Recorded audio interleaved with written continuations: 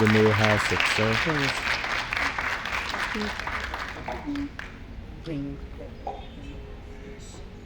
I am the master of my fate. I am the captain of my soul.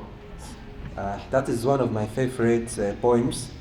It was also Nelson Mandela's favorite poem when he was in captivity. The writer is called William Ernst Henley.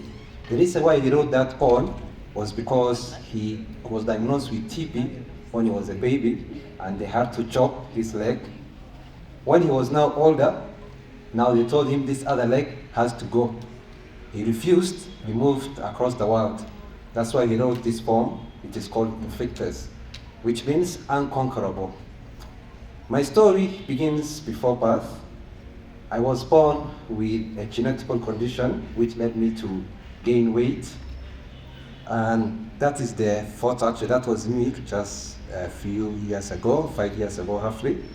Did not lose it because I got HIV or TB, but because I took ownership of my own health and I made sure to change my lifestyle. And this, as a medical doctor, I ended up leaving the practice and become a health and wellness coach to also inspire, to motivate others to recover from health challenges. And I also co-founded an organization called Vigilant Living, which is promoting longevity, productivity, and meaning. There are lessons I have learned in those, especially the last 5 years, and that is what I describe as my speech. Number one is what I call systems biology. We come to realize the way we look at medicine currently, which is practiced, is what we call reductionist.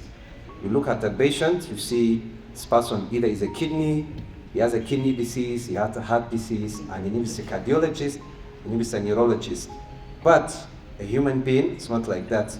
So the next slide shows you how we are actually made of systems, which has our genes, our lifestyle, the bacteria which lives in us, and even the environment we live in, all shape our healthcare. And this is what we call systems or holistic health or holistic medicine, which is unfortunately not yet been adopted by the academia and the professionals. The second lesson I learned, next slide will show the complexity of healthcare. Healthcare it's not just a doctor meeting a patient, but they have thousands of players, stakeholders, and systems in place, from the cleaner to the transporter, to the telephone, to power. We live in Uganda, we see how electricity goes. That is part of the system of healthcare. And we need to have a systemic thinking, systems thinking, and not necessarily just what we call design thinking or breakthrough thinking. There is no just one innovation to solve the healthcare challenges. This brings what we call the WHO building blocks, as we'll see in the next slide, which shows the next slide to show you the 7 parties. All these parts are important for a healthcare system to function in a proper manner. The people, the financing, the technology, the information adoption, the people themselves, and even the governance and leadership. And in Vigilant Living in the last 5 years, I came to learn all these are important by force, not by choice, because whatever we try to achieve, often we find just missing link leads to the whole system not working. Specifically in the world of NCDs, whereby we have a lot of diabetes, hypertension, cancers, and even mental illness. Western medicine is quite powerful. It's the reason why most of us are alive. In those days, people used to die below the age of 5 from either polio or smallpox, and also a lot of mothers are alive because of it. However, it is very expensive. There's a reason why some hospitals are keeping the dead bodies when they have not paid their money, because it's very expensive. There's a lot of over-specialization, there's a lot of drugs, a lot of risky operations involved. There's also lack of empathy from a lot of healthcare workers. There was a newspaper which I saw last few days which showed that patients saying, "Doctors, please, you can touch us again," because doctors are not touching anymore. But themselves also, the healthcare workers are facing burnout, they are tired. There's always suicide, unfortunately, which happens. There's a lot of addiction in the healthcare workers. The hours of work a lot of shifts are involved. So all of these are part of the challenge. However, you'll see in the next slide is what the world is also changing, the exponential change. Man is becoming the new God in a way, the concept of Homo Deus, because we have things like ICT, we have AI, we have technologies. You hear these days people are bringing back dead animals, extinct animals. That is also technology. CRISPR. Tomorrow, actually someone has already done it. You can design the baby you want. You'll tell, I want my baby to be this tall, this handsome, this intelligent.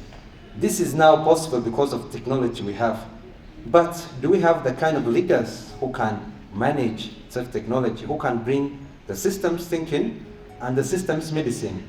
That's why we need philosophers and storytellers and public health leaders who will also adapt to precision health, the medicine we are moving in.